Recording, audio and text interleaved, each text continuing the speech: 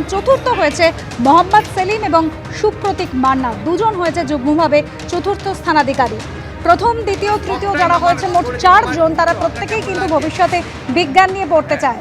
আদ্রতা সরকারের সঙ্গে আমরা কথা বলেছি, তার বক্তব্য সে একেবারে প্রথম স্থান অধিকার করবে সেটা কিন্তু ভাবতে পারেনি। ভবিষ্যতে ডাক্তার হওয়ার ইচ্ছা রয়েছে, সব কিছুই সে খুঁটিয়ে পড়েছে। পছন্দের বিষয় বলে সেরকম নেই, বই পড়তে প্রচন্ড ভালোবাসে, অবসর সময় গল্পের বই পড়েই সময় কাটতো তার। রেজাল্টে আশা করেছিলাম, এত ভালো রেজাল্ট আশা করিনি। ভবিষ্যতে আমি কম্পিউটার আর্কিটেকচার নিয়ে পড়তে চাই, হার্ডওয়্যার নিয়ে। পড়াশুনো মূলত সেলফ স্টাডি করতাম নিজের ইচ্ছায়, আর যখন বোর লাগতো তখন computer architecture, CPU GPU architecture নিয়ে আর্টিকেলগুলো পড়তাম, তাতেই বোর্ডম কাটতো। তোমার মা কোন সাবজেক্টে? আমার মা ইংলিশের টিচার। মার কাছ থেকে কতটা হেল্প পেয়েছো? মার কাছ থেকে অনেকটাই হেল্প পেয়েছি, তবে মা যেহেতু ব্যস্ত থাকতেন তা সত্ত্বেও মা মোটামুটি অনেকটাই হেল্প করেছেন। তোমার কতজন প্রাইভেট টিউটর? আমার প্রতি সাবজেক্টে মোটামুটি একজন করেই প্রাইভেট টিউটর ছিল। স্কুলের স্যারদের সঙ্গে কথা হয়েছে? হ্যাঁ, স্কুলের 3-4 জনের সঙ্গে কথা হয়েছে, তারা অভিনন্দন জানিয়েছেন।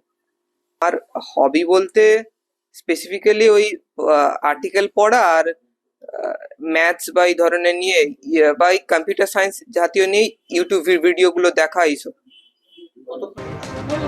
অন্যদিকে সৌম্য পাল, তার ভবিষ্যতে ইচ্ছা ইঞ্জিনিয়ার হওয়া। ভালো ফলের আশা করেছিল, কিন্তু একেবারে যে দ্বিতীয় স্থান অধিকার করবে তা কিন্তু ভাবেনি। উচ্ছ্বসিত প্রত্যেকেই, উচ্ছ্বসিত গর্বিত তাদের মা বাবারাও। কোন পথে এমন সাফল্য? এবারে কৃতিরা জানাচ্ছেন যে ঘুরে ধরে তারা পড়তো না, বরং যতটুকু পড়তো মন দিয়ে পড়তো এবং অবশ্যই টেক্সট বই খুঁটিয়ে পড়তো।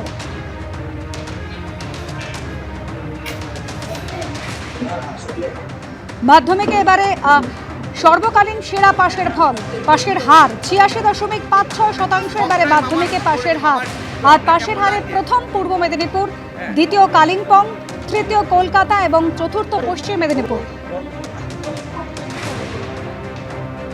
পূর্ব বর্ধমানের নিরোল হাই স্কুল কেতুগ্রামের ছাত্র মোহাম্মদ সেলিম, সে এবার চতুর্থ স্থানাধিকারী। আমাদের সঙ্গে সরাসরি রয়েছে মোহাম্মদ সেলিম, দেখতে পাচ্ছেন তার পরিবার পরিজনেরা তারা রয়েছেন। আমাদের প্রতিনিধি রানা রয়েছে আমাদের সঙ্গে। রানা, মোহাম্মদ সেলিম অবশ্যই মনে হয় স্কুলে চলে এসেছে, সেলিমকে অনেক শুভেচ্ছা।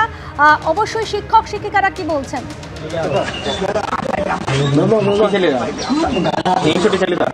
একবারেই তোমাকে বলি, মোহাম্মদ সেলিম রাজ্যের চতুর্থ স্থান অধিকার করেছে এবং দিব্যাঙ্গের পক্ষ থেকে তোমাকে অনেক শুভেচ্ছা। তুমি বলো যে কতটা খুশি?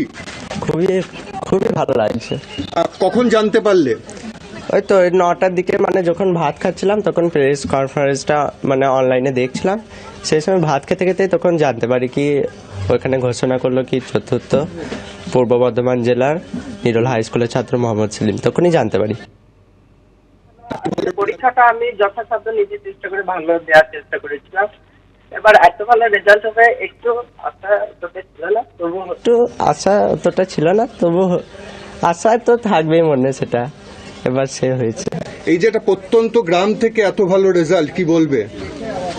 সত্যি প্রত্যন্ত গ্রাম বটে, তবে আসলে সে যেখানে থাকুক, শহরে থাকুক আর গ্রামে থাকুক, যদি সে গাইডেন্স ভালো পায় আর নিজে থেকে ভালো করে পড়াশোনা করে তাহলে নিশ্চয়ই হবে।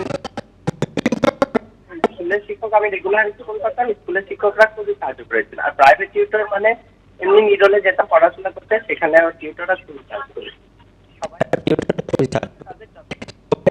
খুবই মানে তাদের যথাসাধ্য চেষ্টা করে আমাকে রেফারেন্স বই না প্রাধান্য দিতাম, রেফারেন্সটা অতটা প্রাধান্য দিতাম না। টেক্সট বইটা ভালো করে কমপ্লিট হয়ে গেলে, বইটা খুবই ভালো করে কমপ্লিট হয়ে গেলে তারপর 2-1টা রেফারেন্সের মানে যেগুলো বাইরে দরকার ছিল, বিশেষত শর্টস গুলোই বেশি দেখতাম।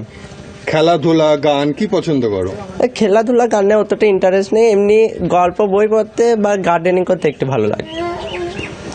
আর কি মানে ভবিষ্যতে কি চিন্তা ভাবনা রয়েছে তোমার? ভবিষ্যতে ইঞ্জিনিয়ারিং নিয়ে পড়তে চাই। আর তারপরে একেবারে লক্ষ্য কি জীবনের?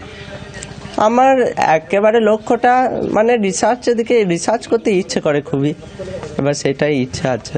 প্রথমে যখন এলাম দেখলাম একেবারে মোহাম্মদ সেলিম চতুর্থ স্থানাধিকারী, সে আমাদের সঙ্গে ছিল। ভবিষ্যতে সেও গবেষক হতে চায়, অনেক শুভেচ্ছা তাকে।